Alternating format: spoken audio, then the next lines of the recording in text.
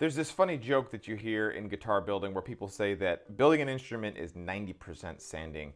And I'm here to tell you that that's not true at all. It's actually 95% of guitar building. And that's kind of what you guys see in front of me right now is just a small fraction, well, probably about half of the things that we use in the shop to sand with every single day. It doesn't count the big machines that we have throughout the shop, and I swear all Matt and I do all day is sand. And through the years, what we've done is we've learned some really interesting techniques. We've learned a lot about what makes sandpaper good versus bad, and what makes sanding tools good versus bad. So what we're gonna do in this video is we're gonna give you guys 5 tips to help you step up your sanding game. Okay, tip number 1, and that is a thing called sanding sticks. And if you're wondering what I'm talking about, it's real simple. It's a stick that you use to sand things with. And I know that that might seem super simple and easy to come up with, but a lot of the times I think that people who are making things, they don't think of that because you just think, well, crap, if I got to sand something, I'm just going to grab myself a piece of sandpaper and I'm going to put it and I'm going to sand it. And that's what I'm going to do. But when you do that, the issue that happens is that it's uneven. You're going to be using your fingers or the palms of your hands. And what happens is there's different parts of the wood that have different densities, and you are definitely not going to have a truly flat surface. So what we have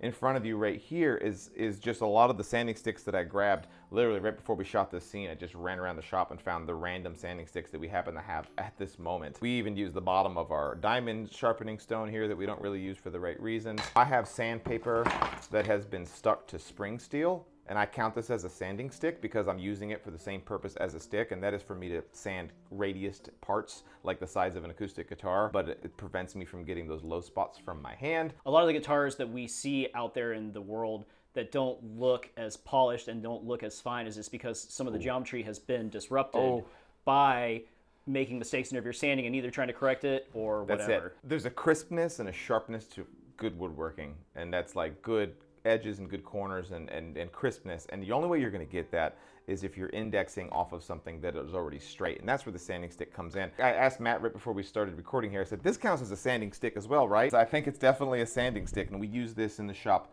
all the time. It's just a 3/4 inch piece of acrylic with sandpaper stuck to it. And the really cool thing about sanding sticks is that you can make them for any purpose that you need them for. So if you've got like an interesting inside radius on something and you need to do that, you just get yourself a piece of wood and you quickly sand yourself a nice radius into it. And you can put the radius into it specifically for that one single job and put it on there. Now, as far as attaching said sandpaper to the stick, what we use around here is these rolls of adhesive-backed sandpaper that a company called Klingspor sells. We're gonna have links to all of these things down below, so check down below this video for the links. And we get these in these giant 5-pound boxes of just their cutoffs, and it's actually very affordable, and these work really great. So you can just take this, peel off the adhesive back, and then you can put it on here, and now we've got ourselves a really good sanding stick that I could sand the inside radius on something with. The other interesting thing with sanding sticks is that you can apply the sandpaper specifically where you need it. So like on a sanding stick like this, I have sandpaper on 3 sides, and that allows me to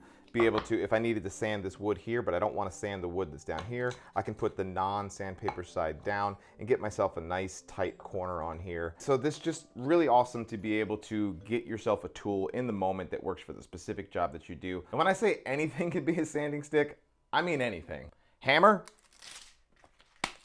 sanding stick. Rattle can, sanding stick. Beer can, end of the day sanding stick. You get the idea. Number 2, not all sanders are created equal. What we have in front of us is, I think, a good representation of what the vast majority of people who've gotten into woodworking within the last few years kind of starts out with. These are dual action random orbital sanders that you would buy at your local big box store, and they are a good representation of kind of where we all start out. But these things are absolutely not created equal in any way. A big part of it is the ergonomics on something like this doesn't work very well with your hand, and it just gets very uncomfortable to use. The orbital pattern on them can be not in the most efficient way of doing it. The dust collection system on cheaper sanders like this is really not that good. These are great sanders if you're just needing to remove material. So if you've got yourself some paint you're trying to take off some cabinet doors and things like that, or you're removing paint off of an old boat, these are awesome for that. They get that job done. If you're working with large flat surfaces that don't need high precision, Bob's your uncle, these will get the job done. What I want to show you now is how you can really step that game up. Okay, what you see in front of you here are the sanders that I currently use as my main kind of bench top sanders in this shop. These Festools that you see right here, I bought about 5 years ago. When I bought these sanders, I was shocked at the difference in quality that a high quality hand sander can make on a guitar or a piece of wood versus those ones that I showed you here just a few seconds ago. The biggest thing that I noticed right out of the box was the quality of the dust collection on these. These all have a standardized dust collection system, and they are paired up with a dust collection system designed specifically for them. And because these evacuate the dust out of the way really efficiently, what happens is that sandpaper stays cleaner for longer, and you get a much more high quality sand on the piece of wood. Yeah, you don't get like you don't get the artifacts and the swirls. Yeah, and you don't get that like rogue piece of sawdust that gets stuck between the sandpaper and the wood, and then you've got just chewed up wood swirly marks all around it. A lot of the times on a high quality one like this, you'll have a much more accurate and smaller or larger if you need it orbital pattern on the actual head itself. So you have a really nice consistent pattern there. All of these sanders that you see in front of you, and this is something that you will never gonna get on those cheaper sanders, is the faces that are on here are interchangeable for different stiffnesses. Very much like we talked about with the sanding sticks. You're gonna wanna change out the stiffness of the face of your random orbital sander to suit the needs of what you're doing. This one's got a very hard face on it. This one here has got a hard face, and this one's got a very soft face. And if I need to change that out at all, I can do that with these sanders, which gives me a tool that I can use for different types of jobs. And the other really big thing with all these sanders is they're all designed to be able to use for long periods of time. So if you're just a hobbyist, that may not be a concern of yours, but for people like Matt and I, who are in this shop for 8 hours a day, we're probably running sanders for at least half of that time. Having a comfortable sander makes all of the difference in the world. And I specifically want to point to these Surf Prep sanders on that front. Matt and I actually spent about an hour on the phone with Skylar, who's actually the founder of Surf Prep, yesterday, because when I first got these and I plugged them in, as shocked as I was in the difference between the Festools and the cheap sanders, I was equally as shocked in the quality difference between the Surf Prep and the Festool. It was like that much of a big leap forward in the quality of the tool. These things are absolutely featherweight. They are palm activated, which makes it so that you don't have to squeeze or hold a trigger in any weird way. They have electronic speed control inside of them, and there's smart safeguards that are built into them so that this machine doesn't cause any damage to itself. And every single part of these sanders is replaceable. You could actually damage any individual component on it, call up Surf Prep, and they will send me a replacement part so that I can repair my tool. And full disclosure, I want to mention that Surf Prep, yes, they did send us these sanders as well as the dust collection system, but there was no agreement that we would put out a review about these or speak glowingly of them. I think they literally said to us, please don't make a video and feel like you have to. Yep. Just make a video if you're excited, and we really are. Absolutely. So we are under no obligation to tell you how great these are, and if they were terrible, we would absolutely let you know, but it's the absolute opposite. We are now Surf Prep men, and they're incredible. So we're going to have a link down below to these as well. It is an affiliate link, so if you guys want to purchase any of this stuff, use the affiliate link. It helps keep the lights on for Matt and I. But remember, that's not why we're talking about these. I'm talking about these because, as far as I know, up to this point, these are the best sanders that I have ever used in my life. Tip number 3. All sandpapers are not created equal. So I think every single one of us, when we get into woodworking, we think, I'm gonna get some cheap sandpaper because they're all created equal, right? But they're absolutely not. The first thing that I want to recommend to you is that if you are buying sandpaper, at the very least, make sure that you get yourself some abrasives that have what's called a P rating on it. So these sandpapers you see in front of you, it's got a P and 80. So that says it's a P grade, 80 grit sandpaper. P rating is kind of like an internationally agreed upon standard that they set up in Europe. And what it is basically an 80 grit has a very consistent number of grits, 80 hopefully per square inch, because that's what that represents. And those granules are going to be a very consistent size. Those cheaper sandpapers that you'll find at the big box stores, typically they tend to be like the brown paper. It might say 80 grit, and there might be a rogue 60 grit piece on there, or a 40 grit piece on there, or like a 50.5 grit piece of sandpaper on there, and it just is incredibly inconsistent. They don't last very long. You can't wet sand with them. They fall apart in no time flat. So yes, you feel like you're saving money at the cash register, but you're absolutely not saving money in the long run because the paper doesn't last as long, and it's most likely going to mess up the thing that you're sanding. I mentioned this a little earlier in the video, but what you see here is this giant box of rolls of sandpaper. These are by Klingspor. Once again, link down below. These are not an affiliate link of ours at all. We just really like what they do. They sell these big 5-pound boxes of leftover sandpaper for like $20 last time I checked. And you can get the hook and loop stuff like this, or you can get the adhesive back stuff like this. Downside is you don't know what grit you're gonna get, but when the box shows up, it always has all of the grits, pretty much from like 60 all the way up to 600. These have been awesome. These are our kind of grab and go sandpapers. We also use Klingspor discs a lot in our shop for our Festool sanders.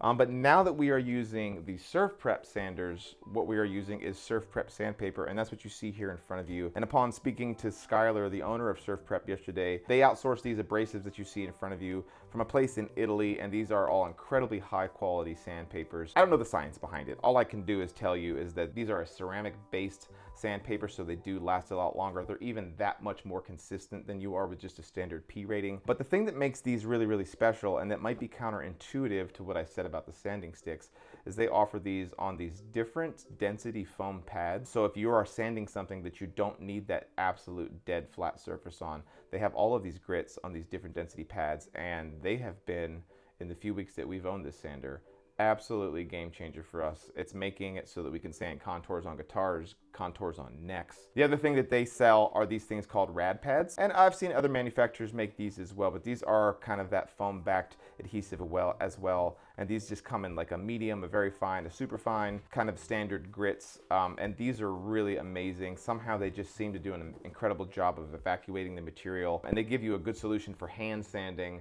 that gives you a consistency as if you're almost using a sanding stick, and they're absolutely great. The other thing that we have in the shop that we just recently got was these Eagle abrasive sanding kits. Matt and I just recently went to a guitar summit, and everybody was talking about these Eagle abrasives, and what they are is sandpaper all the way from, let's see, what do we got, from 600 grit all the way up to 3,000 grit, but they're using their own kind of numerical system to rate these grits. They're from the automotive industry, aren't they? Yeah. These are sandpapers that come from the automotive industry. Yeah. There's a lot of talk about how these pads, which are hook and loop backed, which you just tear, and then you can put them on a sanding block like this. I'll also be able to put them on my electric sanders as well. Allow you to do finish work with this 3,000 grit, based off of their system, 3,000 grit, on a lacquer guitar, and not have to do any wet sanding whatsoever. This is designed to be done with dry sanding, which is just, it's shocking to me. And it's super important that I kind of hammer home the point that this Eagle abrasive sandpaper does not require wet sanding, because that wet sanding step is specifically speaking about on building a guitar, is really prone to causing damage to the instrument, because you have to keep the water from getting into places that are important on the guitar that can then swell up and then mess up the finish. So by not having to wet sand, we're kind of eliminating another opportunity to mess it up. And by being able to skip all of that and just immediately go right with my sander and get it sanded down totally dry, it's gonna save so much time and save so much headaches with water intrusion. And I did it recently, and it absolutely blew my mind. Somehow this sandpaper hogged off material almost like this was like a 320 grit sandpaper, even though it's 3,000. And when I got done, it was just absolutely perfectly smooth, and I was able to put it on my buffer, and with just one quick buff, it was a mirror gloss finish. So I don't know what sort of witchcraft they have inside this sandpaper, but my point is that us woodworkers a lot of the time can just kind of have our head down and keep buying the same sandpaper year after year after year. And there has been some incredible leaps made in sandpaper technology in the last decade that I know that I was sleeping on, and that a lot of folks at home might be sleeping on as well. And you need to check out some of these sandpapers. Very expensive, not cheap whatsoever. But the one thing that I had noticed with these sandpapers, the more money that I spend, the better they work. And they kind of last so long that it just is almost like spending the same amount of money as if you bought the cheap paper. If not, you almost saved money by using these. These Eagle abrasives I know will last me for dozens and dozens of guitars.